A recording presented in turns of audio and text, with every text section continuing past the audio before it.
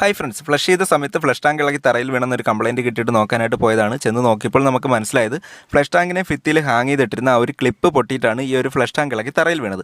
അപ്പോൾ ഒരു സൈഡിലെ ക്ലിപ്പ് മാത്രമേ കംപ്ലയിൻ്റ് ആയിട്ടുള്ളൂ. എന്നിരുന്നാലും നമ്മൾ പുതിയ 2 ക്ലിപ്പ് കൂടി കൊണ്ടുവന്നിട്ടുണ്ട്. അതുപോലെ തന്നെ SS-ൻ്റെ 2 സ്ക്രൂവും അതുപോലെ 2 വാഷർ കൂടി നമ്മൾ എടുക്കുന്നുണ്ട്. നേരത്തെ ഇവിടെ ഡ്രൈവാൾ സ്ക്രൂ ഇട്ടിട്ടായിരുന്നു സെറ്റ് ചെയ്തിരുന്നത്. അത് നനയുന്ന സമയത്ത് തുരുമ്പായി പോകാനുള്ള ചാൻസ് ഉണ്ട്. അതുകൊണ്ടാണ് നമ്മളിവിടെ SS-ൻ്റെ സ്ക്രൂ എടുത്തേക്കുന്നത്. അതുപോലെ 2 വാഷർ കൂടി ഇട്ട് ടൈറ്റ് ചെയ്യുന്നുണ്ട്. അതാകുമ്പോൾ കുറച്ചുകൂടി ഒരു പിടുത്തം കിട്ടും. അപ്പോൾ നമ്മൾ ആ ഒരു ഫ്ലഷ് ടാങ്കും കാര്യങ്ങളും എല്ലാം എടുത്ത് സെറ്റ് ചെയ്തിട്ട് നോക്കുമ്പോഴേക്കും അതിൻ്റെ ആ ഒരു ക്ലോസറ്റിലേക്ക് കണക്ട് ചെയ്തിരുന്ന ആ ഒരു ബെൻഡ് പൈപ്പ് കൂടി പൊട്ടിയിരിപ്പുണ്ട്. അപ്പോൾ അതിനി നമുക്ക് ഉപയോഗിക്കാനായിട്ട് സാധിക്കത്തില്ല. അപ്പോൾ പുതിയൊരു ബെൻഡ് പൈപ്പ് കൂടി നമ്മൾ വാങ്ങി വന്നിട്ടുണ്ട്. അതിന് ഏകദേശം ഒരു 60 രൂപ വിലയായിട്ടുണ്ട്. ഇതിൻ്റെ എല്ലാം പാർട്സുകൾ കംപ്ലയിൻ്റ് ആയി കഴിഞ്ഞാൽ നമുക്ക് മാർക്കറ്റിൽ വാങ്ങിക്കാനായിട്ട് കിട്ടും. അപ്പോൾ ഈ ഒരു ബെൻഡ് പൈപ്പിന് 60 രൂപയാണ് വിലയായത്.